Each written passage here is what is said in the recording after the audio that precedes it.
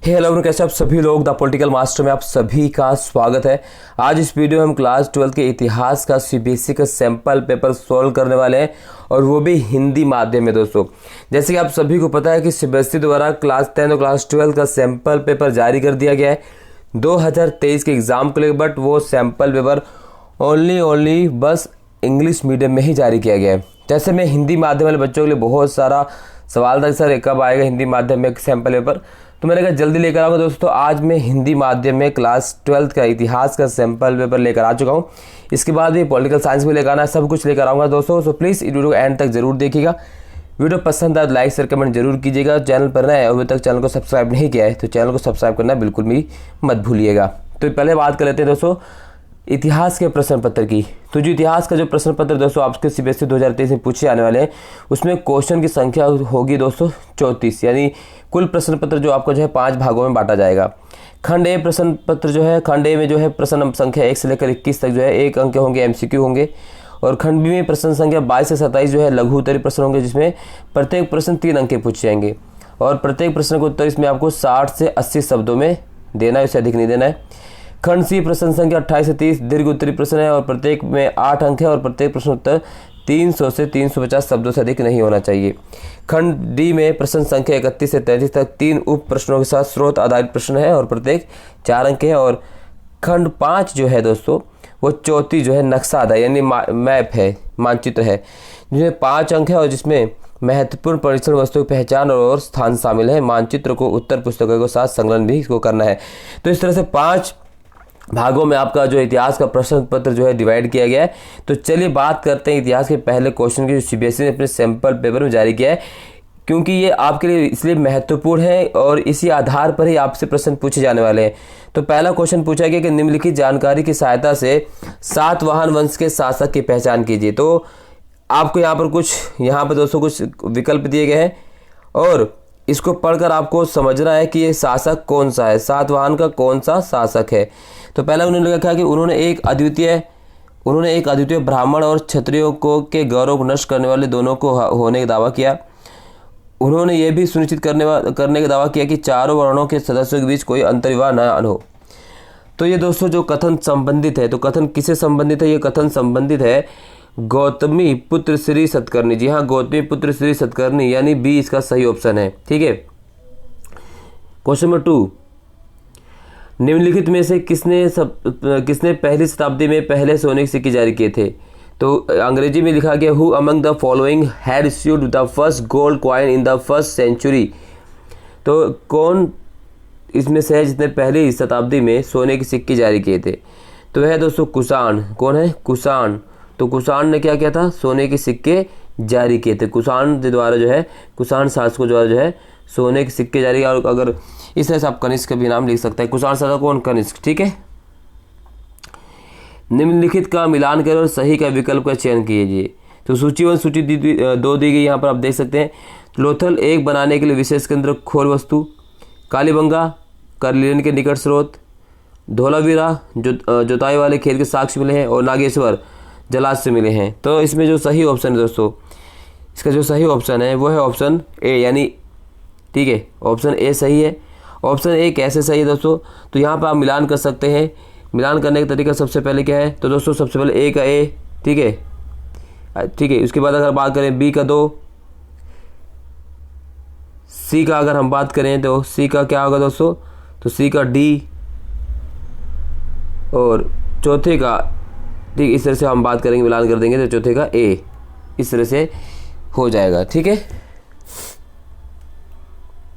अगला क्वेश्चन, निम्नलिखित में कौन सा कथन अंतर्विवाह की सही व्याख्या है? तो निम्नलिखित में से कौन सा कथन अंतर्विवाह की सही व्याख्या है?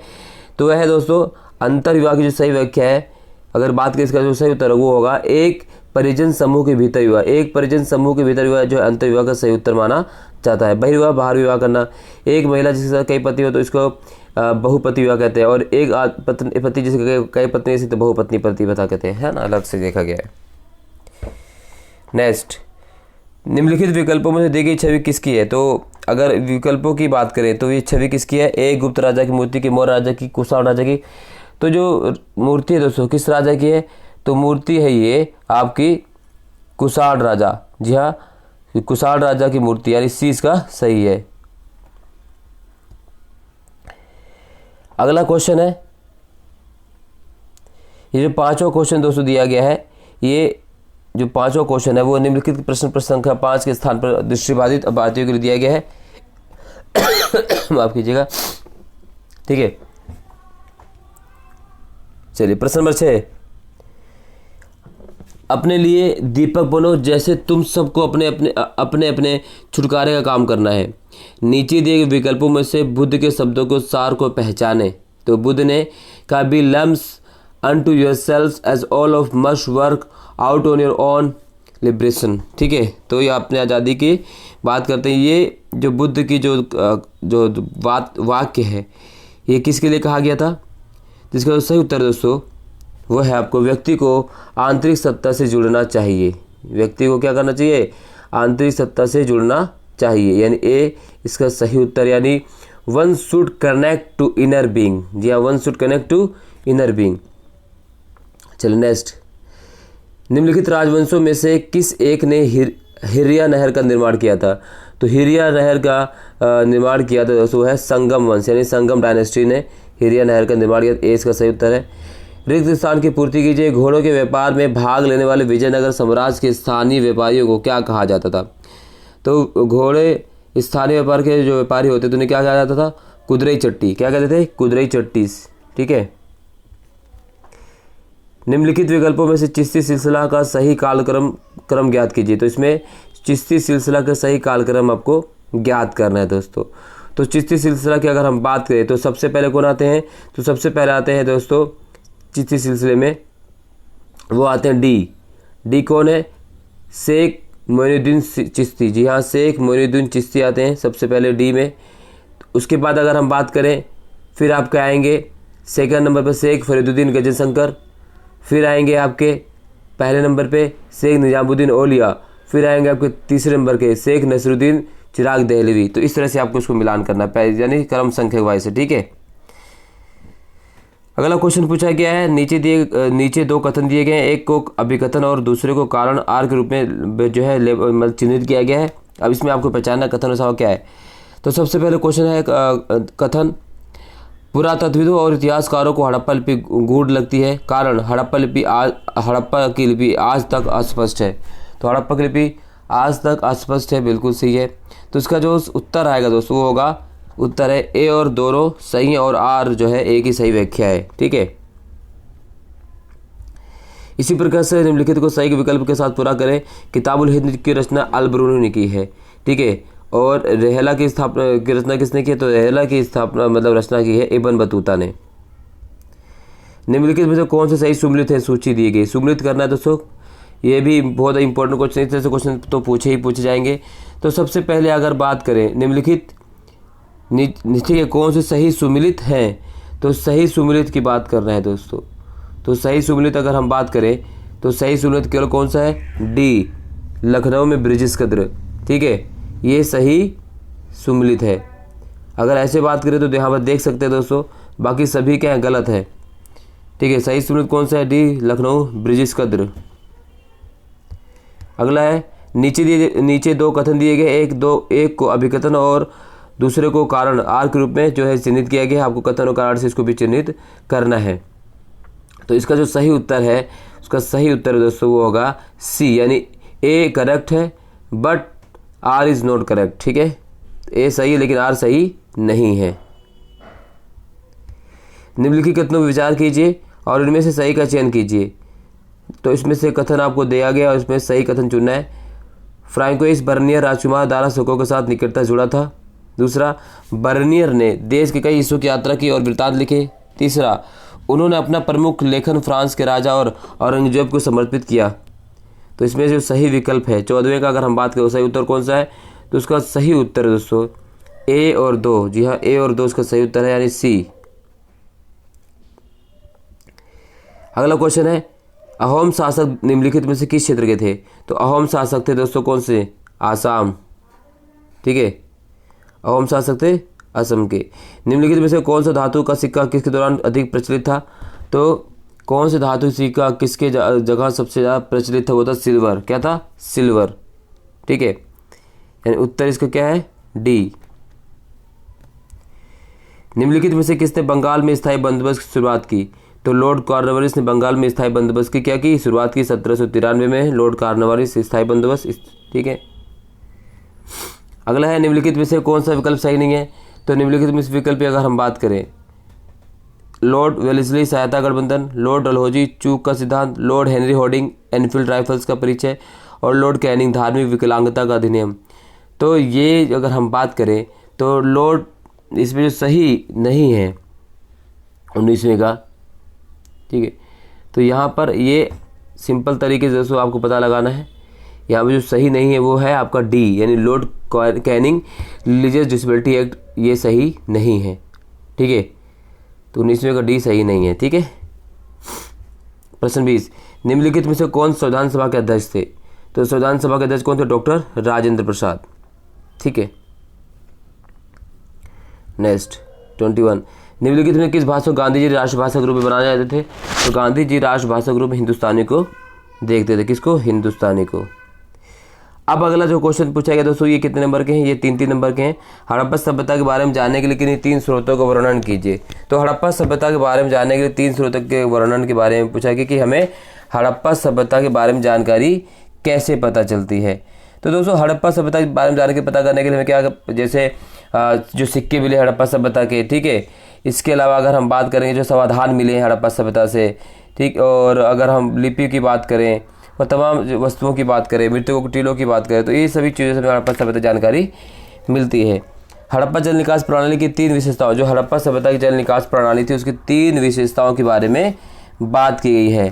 तो अगर हड़प्पा सभ्यता की जल निकासी की 3 विशेषताओं की बात करें दोस्तों, तो यहाँ पर अपने आप में बहुत ही महत्वपूर्ण उत्तर बन जाता है। तो अगर हम बात करें दोस्तों, तो अगर सबसे बड़ी विशेषता बात करें तो सबसे बड़ी विशेषता क्या है कि हड़प्पा सभ्यता में जो जल निकासी प्रणाली थी बहुत ही विकसित प्रणाली थी, और ऐसा लगता था कि जो पहले नालियों के साथ गलियों को बनाया गया था और फिर उनके साथ साथ आवासों का निर्माण किया गया था, और मुख्य नाले जो थे उनके गारे में जमाई गई ईंटों से बने थे और उन्हें ऐसी ईंटों से ढक दिया गया था जिन्हें सफाई के समय हटाया जा सके।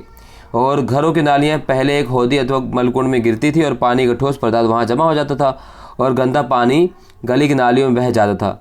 तो इस तरह से इसकी कई विशेषताएं थी। जल निकास प्रणाली की सबसे विकसित प्रणाली मानी गई हड़प्पा सभ्यता की, है ना। यहाँ से क्वेश्चन पूछा जाएगा आप सभी से, ठीक। चलिए अगला है, मगध सबसे शक्तिशाली महाजनपद था, कथन की जांच करें।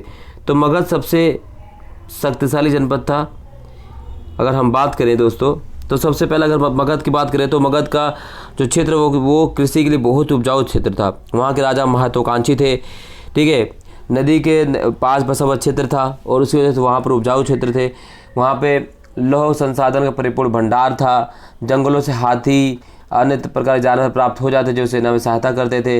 ये काफ़ी क्या इसी वजह से जो है मगध जनपद काफ़ी ज़्यादा शक्तिशाली था। ये चीज़ें हमने पहले भी कर रखी हैं दोस्तों।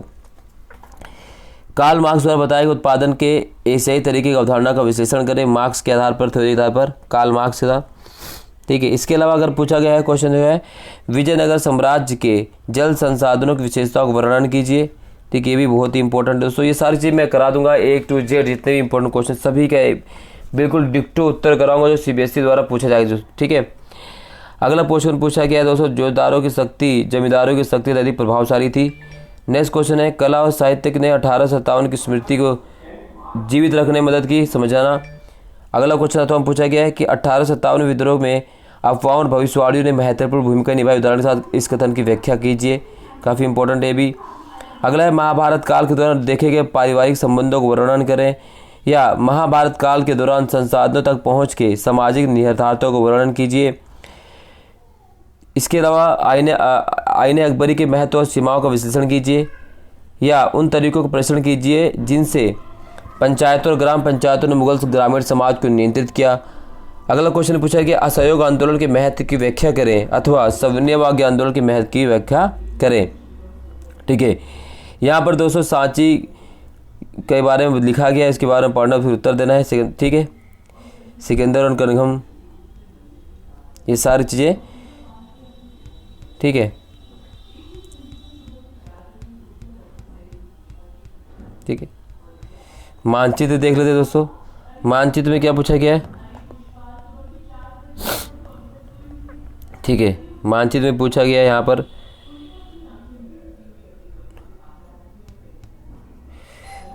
ठीक है। तो ये मानचित्र वाला क्वेश्चन भी आपको हल कर लेना है।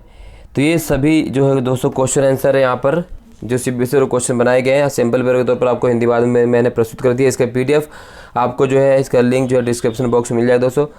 अधिक से अधिक आप कमेंट करेंगे तो इस सभी का कंप्लीट उत्तर भी आप सभी को मिल जाएगा। मिलते हैं नेक्स्ट वीडियो में, तब तक जय हिंद, धन्यवाद।